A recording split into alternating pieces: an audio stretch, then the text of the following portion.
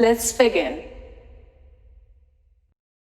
And you don't want to just cloud your whole melody with reverb and with delay, because then it sounds far away and it just doesn't sound dynamic and interesting. So what you could do to get around that, because we still want delay, we still want reverb, is to automate. So here you can see, I'm just start with the delay. So I've routed the delay on a group, and here's a dry signal. So we're doing this parallel thing with the delay.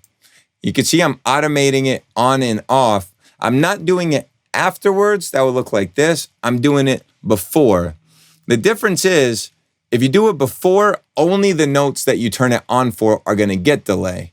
If you do it afterwards, all the notes get delay, but they only pop up in volume at certain times. And the difference would sound like if we had just put it at the end. When it pops on here, you're still going to hear the leftover delay of this guy. The delay was still happening. Its volume only goes up there. But when we put it before, the input of the delay only happens here. So we only get the delay for these notes. It's not like the delay was going the whole time and we're just covering it up. The delay actually only happens on the notes we want it to. So check this out with the delay.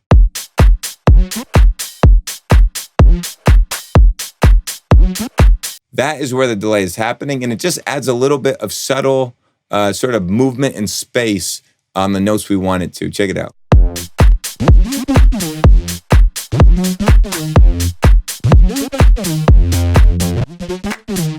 Now, if we did no automation and just let it go the whole time, it would sound like this.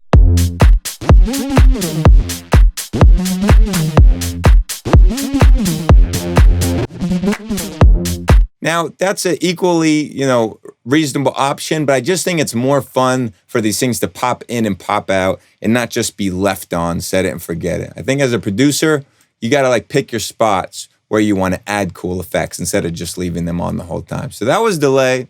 The next thing we're going to look at is reverb. Now, everybody loves reverb, especially when we get started as producers. We oftentimes want to throw reverb on everything because it sounds great. But as you get better, it's good to do it in a controlled way. So I got a couple reverbs going here. Here's one of them. We're going to call this reverb plus 12. This is our dry signal. And then here we have a normal reverb.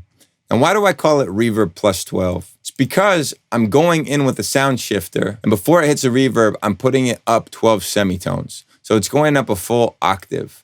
It's a little trick you can do on a sound that's sort of low in its register to bring in higher frequencies, higher tones, but that only happens through the reverb. So check this out if we solo it. It has these little crescendos it does. Now check it out in context.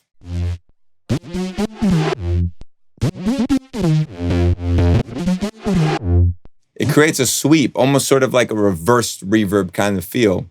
And it's giving you new tones that you don't generally get because now the sound is plus an octave. So we're automating that up.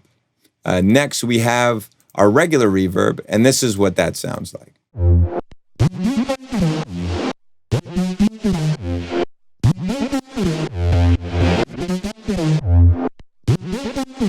And you can see the automations I'm doing.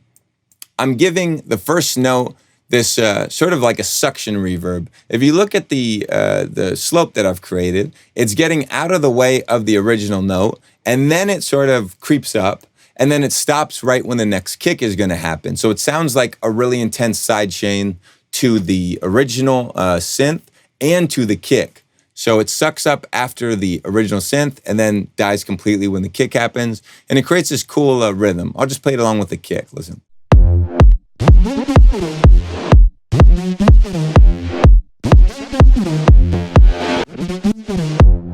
Right, and then we play both reverbs together.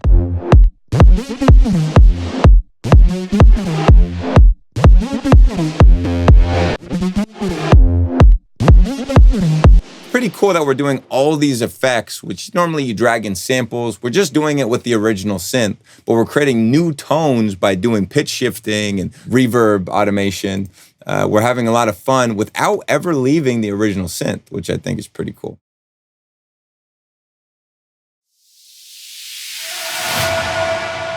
Let's begin.